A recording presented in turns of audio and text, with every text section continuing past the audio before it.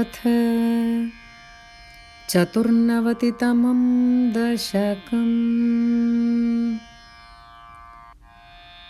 शुद्धा निष्कामधर्मैः प्रवरगुरुगिरा तत्स्वरूपं परन्ते शुद्धं देहेन्द्रियादिव्यपगतमखिलव्याप्तमावेदयन्ते नानात्वस्थौल्यकार्ष्यादितु गुणजवपुस्सङ्गतोऽध्यासितन्ते वह्नेर्दारुप्रभेदेष्विव महदणुतादीप्तता शान्ततादि आचार्याख्याधरस्थारणिसमनुमिलच्छिष्यरूपोत्तरारण्यावेधोद्भासितेन स्फुटतरपरिबोधाग्निना दह्यमाने कर्मालिवासना तत्कृततनुभुवनभ्रान्तिकान्तारपूरे दाह्याभावेन विद्याशिखिनि च विरते त्वन्मयी खल्वस्था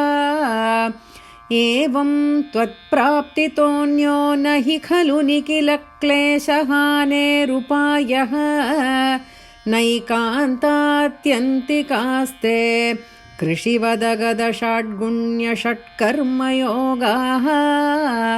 दुर्वैकल्यैरकल्यापि निगमपथास्तत्फलान्यप्यवाप्ताः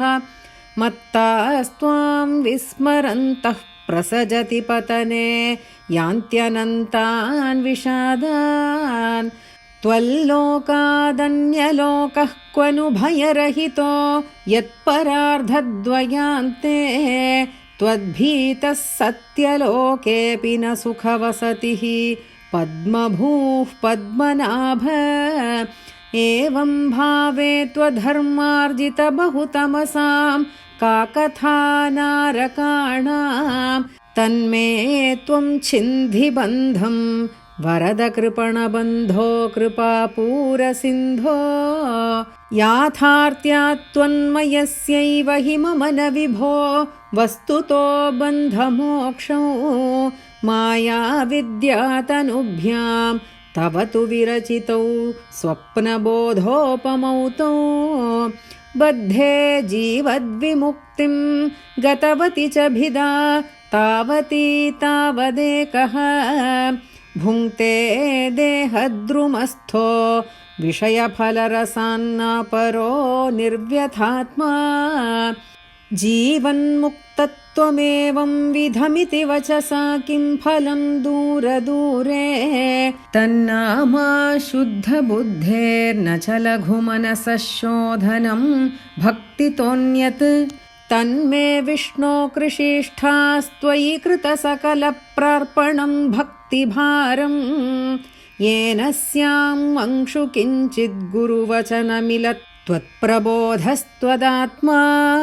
शब्दब्रह्मण्यपीह प्रयतितमनसस्त्वां न जानन्ति केचित् कष्टं वन्ध्यश्रमास्ते चिरतरमिह गां बिभ्रते निष्प्रसूतिं यस्यां विश्वाभिरामाः सकलमलहरा दिव्यलीलावताराः सच्चित्सान्द्रञ्च रूपं तव न निगदितं तां न वाचं भ्रियासं यो यावान् यादृशो वा त्वमिति किमपि नैवावगच्छामि भूमन्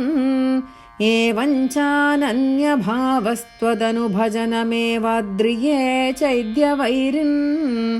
त्वल्लिङ्गानां त्वदङ्घ्रिप्रियजनसदसां दर्शनस्पर्शनादिः भूयान्मे त्वत्प्रपूजानतिनुतिगुणकर्मानुकीर्त्यादरोऽपि यद्यल्लभ्येत तत्तत्तव समुपहृतं देवदासोऽस्मि तेऽहम् त्वद्गेहोन्मार्जनाद्यं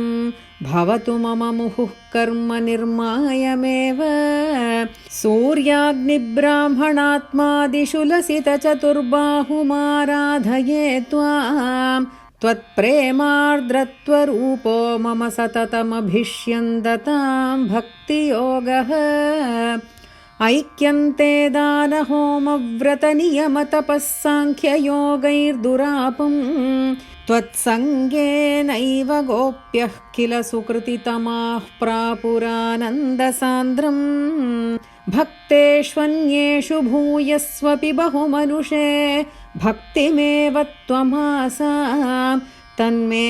त्वद्भक्तिमेव दृढय हरगदान् कृष्णवातालयेश। श्री हरये नमः।